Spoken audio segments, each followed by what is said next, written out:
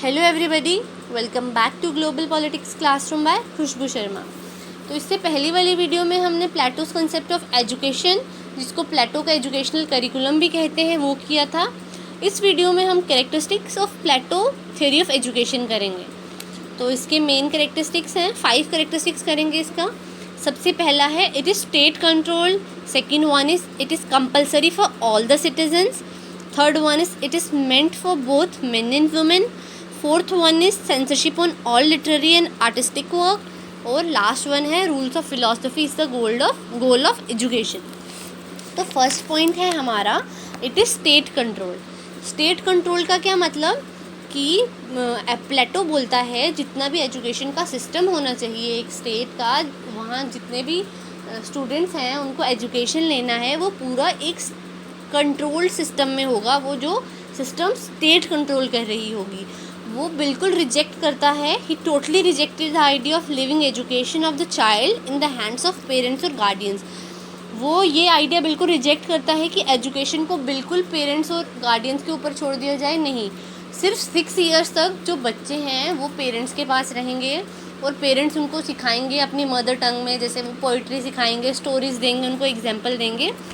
बस वही education parents देंगे बच्चों को। बाकी 6 ईयर्स के बाद जो बच्चे हैं वो स्टेट के हवाले कर दिए जाएंगे, और जो स्टेट है उन बच्चों को स्कूल के बाद उन्होंने जो कॉमन बैरक्स बनाए हैं बॉयज़ के लिए अलग और गर्ल्स के लिए अलग, वो उन बच्चों को वहाँ रखेंगे। तो सेकंड पॉइंट है it is compulsory for all the citizens.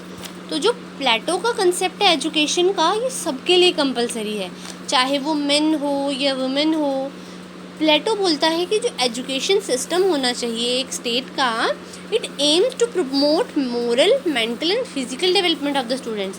इसको स्टूडेंट की ऑल राउंड डेवलपमेंट करनी चाहिए, चाहे वो मोरल डेवलपमेंट हो, उसके अंदर मोरल्स डेवलप करने हो, रिलीजियस वैल्यूज़ डेवलप करनी हो, कुछ अच्छे जो भी है संस्कार हों या कुछ भी है वो होने चाहिए उसके अंदर।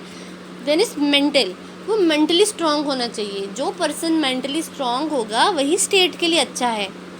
और फिज़िकल डेवलपमेंट होनी चाहिए स्टूडेंट्स की, यानी उनकी फ़िज़िकल हेल्थ अच्छी होनी चाहिए। जो बच्चा या जो चिल्ड्रन वीक होगा प्लेटो के स्टेट में, उसके लिए प्लेटो की स्टेट में कोई जगह नहीं है। Then third point is it is compulsory for both men and women.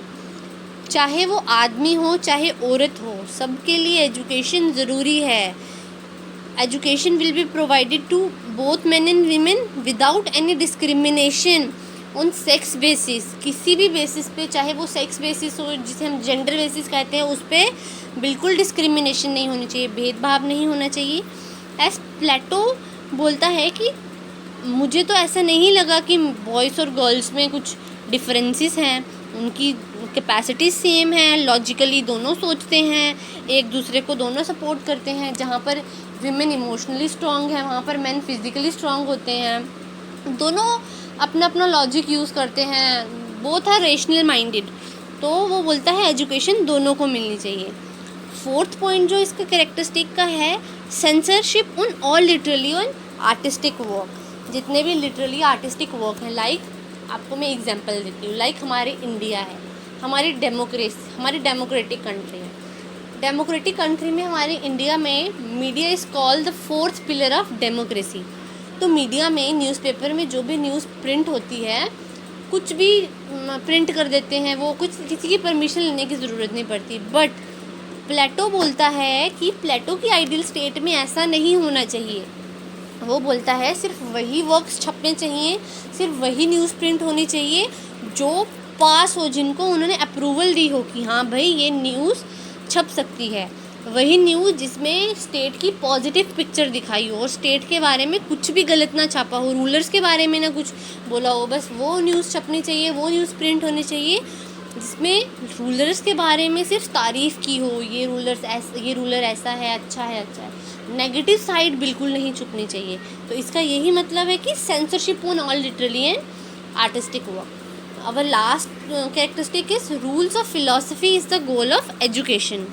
अब प्लेटो की आइडियल स्टेट में जो पर्सन जिसने सब स्टेजेस पास की हैं, चाहे वो हायर एजुकेशन हो, एलिमेंट्री हो, बेसिक हो, सबके सब स्टेजेस पास करने के बाद जिसने फ़िलॉसफी का टेस्ट देकर जिसने डायलेक्टिक्स सीखा है, सिर्फ वही रूल करने के लायक है, बिकॉज उसने वो प्रूव किया है कि उसमें इतनी क्वालिटी है, उसमें इतना विजडम है कि वो एक स्टेट को रूल कर सकता है।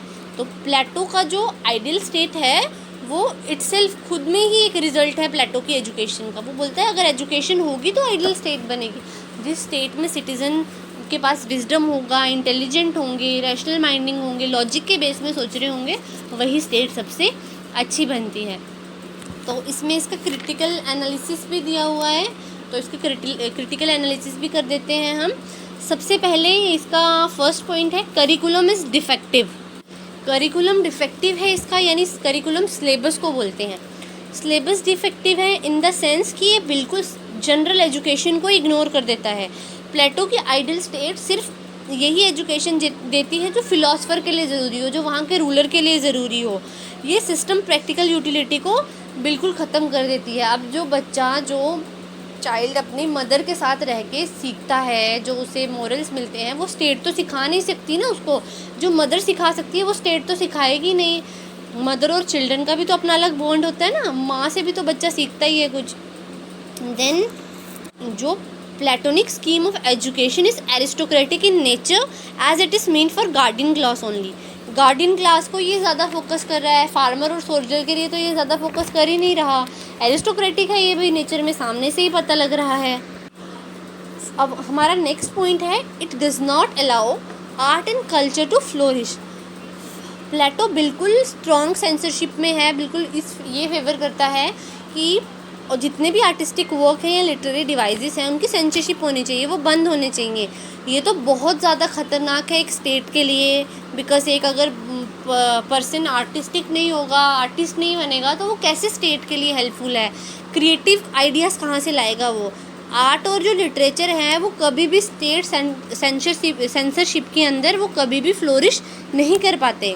अवर next point of critical evaluation is Plato's criticism of Athenian model is unjustifiable. अब जो प्लेटो ने एथेंस और स्पार्टा के बीच डिफरेंस मेड किया था, अगर पिछली वीडियो आपने देखी होगी तो आपको पता होगा, उसमें क्या था कि एथेंस में जो ये स्टडी का सिस्टम था वो पेरेंट्स और गार्डियंस पे छोड़ दिया जाता था। बच्चे स्कूल के बाद अपने माँ बाप के पास चले जाते थे। बट प्लेटो उस आइडिया को रिजेक्ट करता है, बोलता है एथेंस वाला मॉडल नहीं होना चाहिए, स्पार्टा वाला होना चाहिए, बिकॉज कि वहाँ पर स्टेट कंट्रोल होती है सारी एजुकेशन। ऐसा नहीं होना चाहिए। जो एथेनियन मॉडल, जो एथेन वाला सिस्टम था, उसने भी बहुत सारे आर्टिस्ट प्रोड्यूस किए, पॉलिटिशियंस प्रोड्यूस किए, थिंकर्स, पोइट्स, ड्रामेटिस्ट्स। प्लेटो जो है वो खुद एथेनियन सिस्टम ऑफ एजुकेशन से पढ़ के आया है, तो वो कैसे उसको क्रिटिसाइज़ कर रहा है। अगर वो खुद वहाँ से पढ़े तो क्रिटिसाइज़ कर रहा है, उसको वो सिस्टम अच्छा ही लगा होगा जो वहाँ से उसने नॉलेज गेन की। अब एट लास्ट इसका कंक्लूजन आ जाता है। कंक्लूजन क्या आ जाता है कि जो platonic education is both rational and pragmatic, logical because of two aspects. First is virtuous knowledge. जो प्लेटो का एजुकेशन है वो लॉजिकल भी है और प्रैग्मेटिक भी है। थोड़ा सा लॉजिकल इसलिए क्योंकि दो एस्पेक्ट्स में। पहला तो वर्चुअस नॉलेज, इसने बोला कि वर्च्यू को इसने नॉलेज बोला है, सब विजडम इसी में है। और सेकेंडली जो प्लेटो की थ्योरी ऑफ एजुकेशन है वो सामने उसका थ्योरी ऑफ जस्टिस का रिजल्ट लग रही है। जो उसने थ्योरी ऑफ जस्टिस दी है, जिसमें उसने ट्रिप्लिसिटी ऑफ सॉल की बात की थी, नॉन इंटरफेरेंस, हारमनी वाली। जो अगर आपने पिछली वीडियो देखी होगी जस्टिस वाली तो आपको वो पता होगा। उस जस्टिस की थ्योरी का रिजल्ट ही एजुकेशन है। जस्टिस पाने के लिए ही, सबको इक्वल नॉलेज देने के लिए, ट्रू नॉलेज देने के लिए एजुकेशन का कंसेप्ट ज़रूरी था। और उसमें ये भी कहा था कि जितनी भी क्लासेस हैं, चाहे वो सोल्जर क्लास, रूलर क्लास या मर्चेंट वाली क्लास हो, उन सबको अपने अपने फील्ड में ट्रेंड होना चाहिए ताकि वो सोसाइटी के लिए अच्छे से रिज़ल्ट कर पाएँ। तो यहीं पर हमारा प्लेटो का कंसेप्ट ऑफ एजुकेशन बिल्कुल ख़त्म हो जाता है। इसकी नेक्स्ट वीडियो में हम Plato's concept of communism and ideal state पढ़ेंगे। सबसे पहले प्लेटो कंसेप्ट ऑफ कम्युनिज्म, जिसमें communism of wifes and property आता है। तो अगर आपको ये वीडियो अच्छी लगी हो तो please like, share and subscribe.